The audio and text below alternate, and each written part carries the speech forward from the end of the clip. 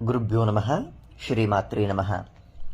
ಆಧ್ಯಾತ್ಮದ ಹಾದಿ ಒಬ್ಬ ಮನುಷ್ಯನ ಬದುಕನ್ನು ಹೇಗೆ ಬದಲಾವಣೆ ತರುತ್ತೆ? ಯಾವುದೇ ಒಬ್ಬ ವ್ಯಕ್ತಿಯಾದರೂ ಒಂದಲ್ಲ ಒಂದು ದುಃಖದಿಂದ, ಕಷ್ಟಗಳಿಂದ, ನೋವನ್ನು ಅನುಭವಿಸ್ತಾ ನಮ್ಮ ಜೀವನವನ್ನು ಕಳೀತಾ ಹೋಗ್ತೇವೆ. ಒತ್ತಡದ ಬದುಕನ್ನು ನಾವು ರೂಢಿ ಮಾಡಿಕೊಂಡಿರ್ತೇವೆ. ಆ ಒತ್ತಡದಲ್ಲಿಯೇ ಕಿರಿಕಿರಿಯನ್ನು, ಕೋಪವನ್ನು, ಮನಸ್ತಾಪಗಳನ್ನು ಹೆಚ್ಚು ಕಾಣ್ತಾ ಹೋಗ್ತೇವೆ. ಹೇಗೆ ಬದುಕಬೇಕು, ಹೇಗೆ ಬದುಕಬಾರ್ದು ಅನ್ನೋದಕ್ಕಿಂತ ನಮ್ಮದೇ ಆದ ಜೀವನ ಶೈಲಿಯನ್ನು ರೂಢಿಸ್ಕೊಂಡ್ಬಿಟ್ಟಿರ್ತೇವೆ. ಮನೆ, ಕೆಲಸ, ತನ್ನ ಜವಾಬ್ದಾರಿಗಳು, ಈ ಮಧ್ಯೆ ಸಿಲುಕಿ ಮನಸ್ಸಿನ ಯಾವ ಸ್ಥಿತಿಯಲ್ಲಿ ಇಟ್ಕೊಂಡಿರ್ತೀವಿ ಅಂದರೆ ಆ ಮನಸ್ಸನ್ನು ಪ್ರತಿ ಕ್ಷಣವೂ ಕೂಡ ಗೊಂದಲಮಯಾಗಿ ಒತ್ತಡದಿಂದ ಏನನ್ನ ಮಾಡಬೇಕು, ಏನನ್ನ ಮಾಡಬಾರ್ದು ಅನ್ನುವ ಚಿಂತನೆಗಿಂತ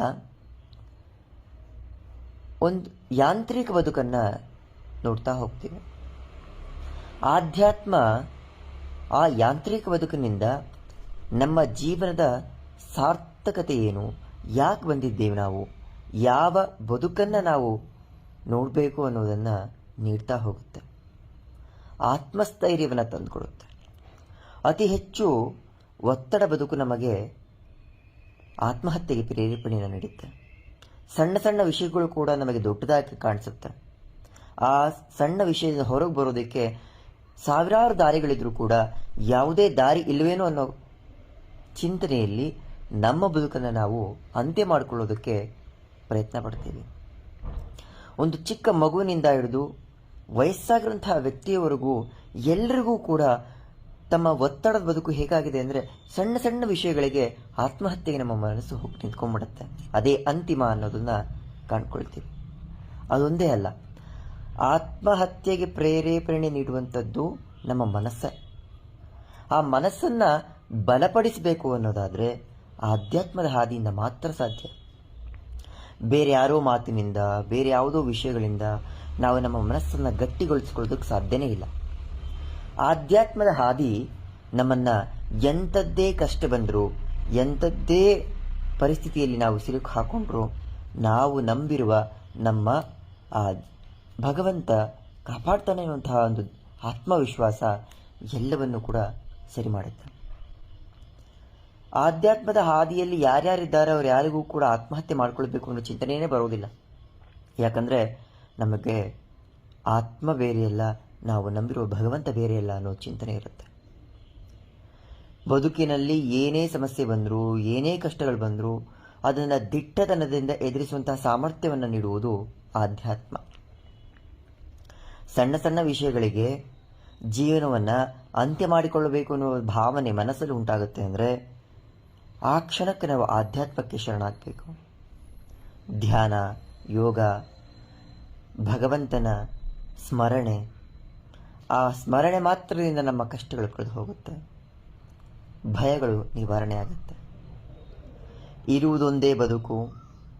ಆ ಬದುಕನ್ನು ವ್ಯವಸ್ಥಿತವಾಗಿ ಹೇಗೆ ಬದುಕಬೇಕು ಅನ್ನೋದಕ್ಕಿಂತ ನಮ್ಮ ಜೀವನವನ್ನು ನಾವು ಅಂದುಕೊಂಡ ಹಂಗೆ ಬದುಕಬೇಕು, ಖುಷಿಯಿಂದ ಬದುಕಬೇಕು. ಸಣ್ಣ ಸಣ್ಣ ವಿಷಯಗಳಲ್ಲಿ ಖುಷಿಯನ್ನು ಕಾಣ್ತಾ ಹೋಗಬೇಕು. ಆಧ್ಯಾತ್ಮ ನಮಗೆ ನಮ್ಮ ಮನಸ್ಸಿನ ಶಕ್ತಿಯನ್ನು ಹೆಚ್ಚು ಮಾಡುತ್ತೆ, ಆತ್ಮಶಕ್ತಿಯನ್ನು ಹೆಚ್ಚು ಮಾಡುತ್ತೆ. ಅದರಲ್ಲೂ ಶ್ರೀವಿದ್ಯೆ ನಮ್ಮನ್ನು ಆ ಜಗನ್ಮಾತೆಯ ಮಡಲಿಗೆ ತಂದು ಹಾಕತ್ತೆ. ಏನೇ ಕಷ್ಟ ಬಂದರೂ, ಏನೇ ಸಮಸ್ಯೆಗಳು ಬಂದರೂ ನನ್ನ ಜೊತೆ ನನ್ನ ತಾಯಿ ಇದ್ದಾಳೆ ಅನ್ನುವ ಧೈರ್ಯ ಸಾವಿರ ಜನರನ್ನು ಆ ಮನಸ್ಥಿತಿಯಿಂದ ಹೊರತರೋದಕ್ಕೆ ಪ್ರೇರೇಪಣೆಯಾಗುತ್ತೆ. ಆಧ್ಯಾತ್ಮದ ಬದುಕಲ್ಲಿ ನಾವು ಕಳೆಯಬೇಕಾದದ್ದು ನಮ್ಮ ಸಮಯ 10 ನಿಮಿಷನೋ 20 ನಿಮಿಷನೋ ನಮಗೂ ಹಾಗೂ ಭಗವಂತನ ನಡುವೆ ನೀಡಬೇಕಾದ ಸಮಯ. ಅಲ್ಲಿ ದುಡ್ಡು ಕೊಡೋ ಹಾಗಿಲ್ಲ, ಬೇರೆ ಯಾವುದೋ ಅಪಾಯಿಂಟ್ಮೆಂಟ್ ಬೇಕಾಗಿಲ್ಲ. ನಮ್ಮದೇ ಮನೆ, ನಮ್ಮದೇ ದೇವರ ಮನೆ. 10 ನಿಮಿಷ ಭಗವಂತನಿಗೆ ಕೊಟ್ಟರೆ ನಮ್ಮ ನೋವನ್ನು, ನಮ್ಮ ದುಃಖವನ್ನು ಆ ಭಗವಂತನಿಗೆ ಹೇಳ್ಕೊಳ್ತಾ ಹೋದರೆ ನಮ್ಮ ಆತ್ಮಸ್ಥೈರ್ಯ ಹೆಚ್ಚಾಗ್ತಾ ಹೋಗುತ್ತೆ, ಬದುಕುವ ಸಾಮರ್ಥ್ಯ ಹೆಚ್ಚಾಗುತ್ತೆ. ಪರಿಸ್ಥಿತಿಗಳು ಬದಲಾಗ್ತಾ ಹೋಗ್ಬೋದು, ಮನಸ್ಥಿತಿ ಒಂದೇ ಆಗಿರುತ್ತೆ. ಎಲ್ಲಿವರೆಗೂ ನಮ್ಮ ಮನಸ್ಥಿತಿ ಹಾಳಾಗೋದಿಲ್ವೋ ಪ್ರತಿಯೊಂದು ವಿಷಯವೂ ಕೂಡ ನಮಗೆ ಸ್ಪಷ್ಟವಾಗಿ ಅದು ಏನನ್ನು ಮಾಡಬೇಕು ಅನ್ನೋದು ಗೊತ್ತಾಗ್ತಾ ಹೋಗುತ್ತೆ. ಯಾವಾಗ ನಮ್ಮ ಮನಸ್ಥಿತಿ ಹಾಳಾಗಿರುತ್ತೆ ಪ್ರತಿಯೊಂದು ವಿಷಯವೂ ಕೂಡ ತಪ್ಪಾಗಿ ನಾವು ಅರ್ಥ ಮಾಡ್ಕೊಳ್ತಾ ಹೋಗ್ತೀವಿ. ಎಲ್ಲಿವರೆಗೂ ನಾವು ತಪ್ಪಾಗಿ ಅರ್ಥ ಮಾಡ್ಕೊಳ್ತಾ ಹೋಗ್ತೀವೋ ನಮ್ಮ ಬದುಕು ದುಃಖಮಯವಾಗಿಯೇ ಇರುತ್ತೆ. ಯಾವಾಗ ಒಂದು ಪರಿಸ್ಥಿತಿಯನ್ನು ನಾವು ಅರ್ಥ ಮಾಡ್ಕೊಳ್ತಾ ಹೋಗ್ತೀವಲ್ಲ, ಆ ಅರ್ಥ ಮಾಡಿಕೊಳ್ಳುವ ಸಂದರ್ಭದಲ್ಲಿ ನಾವು ಸಾಕಷ್ಟು ಪಾಠಗಳನ್ನು ಕಲಿತಿರ್ತೀವಿ. ಜೀವನ ನಮಗೆ ಎಲ್ಲವನ್ನೂ ಕಲಿಸಿರುತ್ತೆ. ಆದರೆ ಆ ಜೀವನ ಕಲಿಸುವುದಕ್ಕಿಂತ ಭಗವಂತನ ಶಕ್ತಿ ನಮ್ಮಲ್ಲಿ ನಿಹಿತವಾಗಿರುತ್ತೆ. ನಾವು ಯಾವುದೇ ದೇವರನ್ನು ಉಪಾಸನೆ ಮಾಡಿದರೂ ಆ ದೇವತಾ ಶಕ್ತಿ ಅಥವಾ ಅವರ ಗುಣ ನಮ್ಮಲ್ಲಿ ವೃದ್ಧಿ ಆಗ್ತಾ ಹೋಗುತ್ತೆ. ನಾವು ಗಣಪತಿಯನ್ನು ಪೂಜೆ ಮಾಡ್ತಾ ಹೋಗ್ತೀವಿ ಅಂದರೆ ವಿಘ್ನ ನಿವಾರಕನಾದ ಆತ ನಮ್ಮಲ್ಲಿ ನಿಂತ್ಕೊಂಡಾಗ ನಮ್ಮೆಲ್ಲ ಕೆಲಸಗಳು ಸರಾಗವಾಗಿ ಹೋಗ್ತಾ ಹೋಗುತ್ತೆ, ಆತ್ಮಸ್ಥೈರ್ಯ ಹೆಚ್ಚಾಗ್ತಾ ಹೋಗುತ್ತೆ.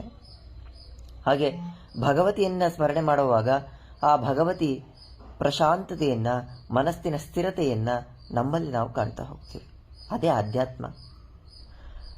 ಬೇರೆಲ್ಲೋ ಸಿಗದ ವಸ್ತು ನಮ್ಮೊಳಗೆ ಇರುತ್ತೆ. ಒಬ್ಬ ವ್ಯಕ್ತಿಗೆ ಬೇಕಾದದ್ದು ಹಣ ಐಶ್ವರ್ಯ ಅನ್ನೋದಕ್ಕಿಂತ ಮನಸ್ಸಿಗೆ ನೆಮ್ಮದಿ. ಆ ಮನಸ್ಸಿಗೆ ನೆಮ್ಮದಿ ಒಂದು ಸಿಕ್ಬಿಟ್ರೆ ಜೀವನದಲ್ಲಿ ಏನನ್ನ ಬೇಕಾದರೂ ಸಾಧಿಸಬಹುದು. ನಾವು ವಾಸ ಮಾಡುವಂಥ ಮನೆಯಲ್ಲಿ ನೆಮ್ಮದಿ ಇದ್ದರೆ, ಜಗಳಗಳಾಗದೆ, ಕಲಹಗಳಿಲ್ಲದೆ, ಯಾವುದಕ್ಕೂ ಸಮಸ್ಯೆಗಳಿಗೆ ಮನಸ್ಸನ್ನು ಹಾಳು ಮಾಡಿಕೊಳ್ಳದೆ ಇದ್ದರೆ ಆ ಬದುಕು ಸುಂದರವಾಗಿ ಕಾಣುತ್ತೆ. ಯಾವಾಗ ಬದುಕು ಸುಂದರವಾಗಿರುತ್ತೋ ಮತ್ತೇನನ್ನೋ ಸಾಧಿಸಬೇಕು ಅನ್ನುವ ಹಠ ನಮ್ಮಲ್ಲಿ ಬರುತ್ತೆ. ಮನಸ್ಸಲ್ಲೇ ಕಿರಿಕಿರಿ ಗೊಂದಲವನ್ನು ಇಟ್ಕೊಂಡು ಮನೆಯಲ್ಲೂ ಕಿರಿಕಿರಿ ಗೊಂದಲ ಇದ್ದಾಗ ಈ ಜೀವನವೇ ಬೇಡ ಅನ್ನಿಸ್ಬಿಡುತ್ತೆ. ಯಾವಾಗ ಜೀವನ ಬೇಡ ಅನಿಸುತ್ತೋ ಆತ್ಮಹತ್ಯೆಗೆ ಶರಣಾಗ್ತಾ ಹೋಗ್ತೇವೆ. ಆ ಥಾಟ್ ಕೂಡ ಮೈಂಡಿಗೆ ಬರಬಾರ್ದು. ಆಗ ಬದುಕಬೇಕು ಅಂದರೆ ಆಧ್ಯಾತ್ಮದ ಹಾದಿಯಲ್ಲಿ ಹೋಗ್ತಾ ಹೋಗಬೇಕು. ಸಾಕಷ್ಟು ದಾರಿಗಳಿದೆ. ಆ ಎಲ್ಲ ದಾರಿ ತಲುಪುವುದು ಒಂದನ್ನೇ, ನಿರಾಕಾರ ಸ್ವರೂಪನಾದ ಭಗವಂತನನ್ನು. ಆ ನಿರಾಕಾರ ಸ್ವರೂಪ ಭಗವಂತನನ್ನು ತಲುಪಬೇಕು ಅನ್ನುವಾಗ ಮನಸ್ಸು ಅವನೆಡೆಗೆ ಪ್ರೇರೇಪಿತವಾಗಬೇಕು. ನಾನು ಬದಲಾಗಬೇಕು ಅನ್ನುವ ಸ್ಥಿತಿ ನಮ್ಮಲ್ಲೇ ಉಂಟಾಗಬೇಕು. ನಮ್ಮಲ್ಲಿ ಉಂಟಾಗದ ಹೊರತು ನಾವು ಬದಲಾವಣೆ ಸಾಧ್ಯನೇ ಇಲ್ಲ. ಶ್ರೀವಿದ್ಯೆ ಕೇವಲದ ವಿದ್ಯೆ ಇಲ್ಲ, ಆತ್ಮವಿದ್ಯೆ, ಪರಬ್ರಹ್ಮ ವಿದ್ಯೆ. ಎಲ್ಲ ಜನ್ಮಗಳಲ್ಲಿ ಬೇರೆ ಬೇರೆ ದೇವತೆಗಳನ್ನು ಉಪಾಸನೆ ಮಾಡಿ ಆ ದೇವತಾಶಕ್ತಿಗಳನ್ನು ಆ ಎಲ್ಲ ಸ್ವರೂಪದ ಅನುಗ್ರಹವನ್ನು ಪಡೆದು ಕೊನೆಗೆ ಗುರುಮೂಲಕವಾಗಿ ಅಥವಾ ಸ್ವತಃ ಅವಳೇ ಬಂದು ನಿಂತ್ಕೊತಾಳೆ, ಶ್ರೀವಿದ್ಯೆಗೆ ಪ್ರೇರೇಪಿಸ್ತಾಳೆ, ಇದು ನಿನ್ನ ಅಂತಿಮ ಜನ್ಮ, ನನ್ನನ್ನು ಸೇರ್ಕೋಬಾ ಅಂತ. ಆ ಅಂತಿಮ ಜನ್ಮದಲ್ಲಿ ಆ ಜಗನ್ಮಾತೆ ಎಷ್ಟು ಸುಖಭೋಗಗಳನ್ನು ಕೊಡ್ತಾಳೆ ಅಂದರೆ ಅದನ್ನು ಊಹಿಸ್ಕೊಳ್ಳಿಕ್ಕೂ ಸಾಧ್ಯ ಇಲ್ಲ. ಆ ಮನಸ್ಥಿತಿಗೆ ತಂದು ನಿಲ್ಲಿಸ್ತಾಳೆ. ಏನೂ ಬೇಡ ತಾಯಿ, ನೀನೊಬ್ಬಳೇ ಸಾಕು ನಮಗೆ, ನೀನಿದ್ದೀಯಾ ಅಂದಾಗ ಸಕಲ ಐಶ್ವರ್ಯಗಳು ನಿನ್ನ ಪಾದ ಧೂಳಿಗೂ ಸಮ ಅಲ್ಲ.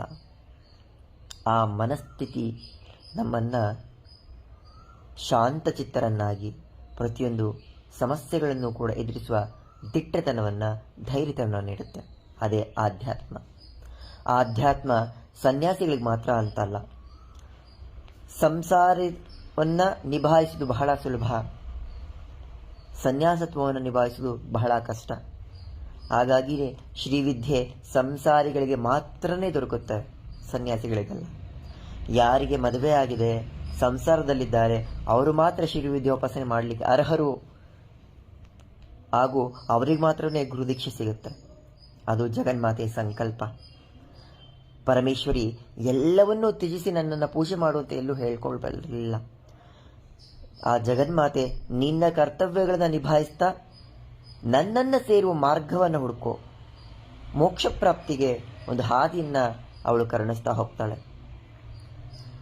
ಲಲಿತಾ ಸಹಸ್ರನಾಮ ಪಾರಾಯಣ ಸಾಕು ಆಧ್ಯಾತ್ಮ ಹಾದಿಯಲ್ಲಿ ನಮ್ಮನ್ನು ತೊಡಗಿಸ್ಕೊಳ್ಳೋದಿಕ್ಕೆ. ಹಾಗಾಗಿ ಆ ಜಗನ್ಮಾತೆಗೆ ಅಥವಾ ನಾವು ನಂಬುವ ದೈವಕ್ಕೆ ಸಂಪೂರ್ಣವಾಗಿ ಶರಣಾಗತರಾದಾಗ ಆತ್ಮಸ್ಥೈರ್ಯ ಹೆಚ್ಚಾಗುತ್ತೆ. ನಮಗೆ ಕತ್ತಲೆಯ ಬದುಕಿಗೆ ಒಂದು ಆಶಾ ಕಿರಣದ ಹಾಗೆ ಬೆಳಕನ್ನು ನಾವು ನೋಡ್ತಾ ಹೋಗಬಹುದು. ಶ್ರೀಮಾತ್ರೇ ನಮಃ.